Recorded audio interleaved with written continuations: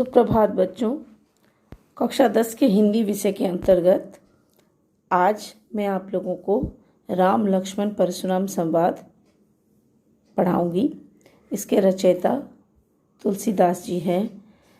ये रचना तुलसीदास की प्रसिद्ध कृति रामचरितमानस से ली गई है।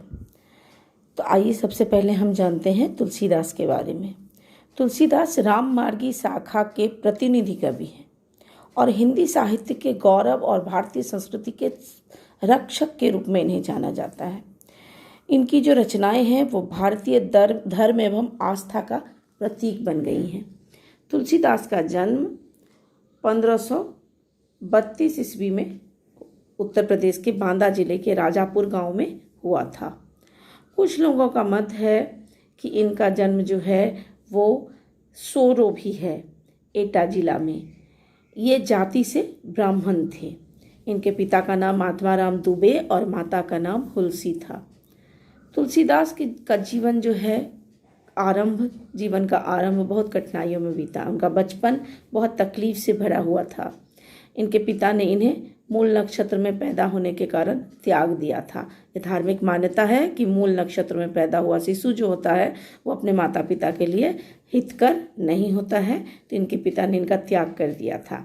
बाद में नरहरि दास ने इनकी जो है इनका रक्षण किया, पालन पोषण किया और उन्हीं की कृपा से इनको पुराण, वेद, इतिहास एवं दर्शन आदि का ज्ञान प्राप्त हुआ।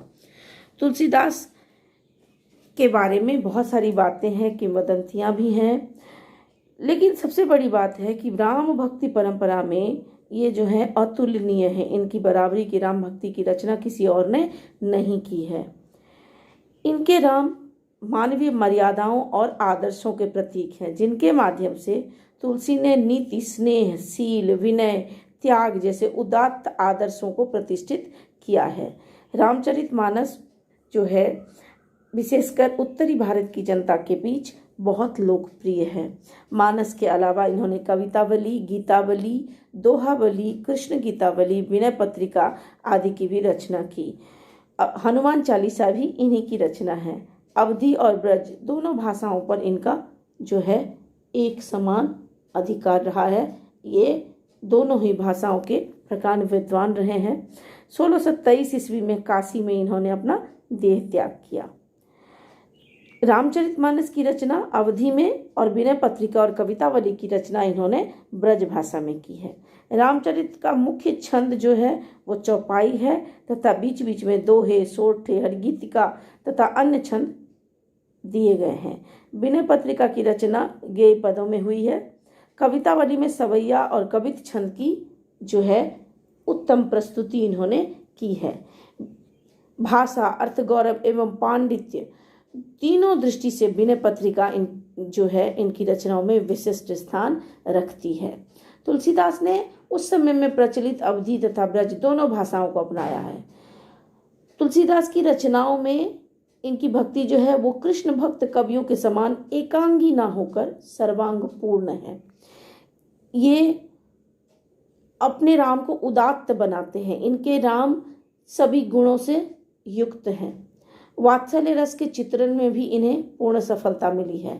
श्रृंगार रस का चित्रण इनका मर्यादा के भीतर है। इन्होंने अमर्यादित श्रृंगार का चित्रण नहीं किया है। तुलसीदास ने अपना सारा जीवन जो है वो राम भक्ति को अर्पित कर दिया और इसी कारण इनकी रचनाएं राम भक्ति परक हैं। और मैंने पूर्व में ही कहा कि राम मार्गी शाखा के ये प्रतिनिधि कवि हैं। भगवान राम के प्रति इनके मन में अगाध श्रद्धा थी। इन्होंने अपनी रचनाओं के द्वारा राम काव्य को उत्कर्ष प्रदान किया। धन्यवाद।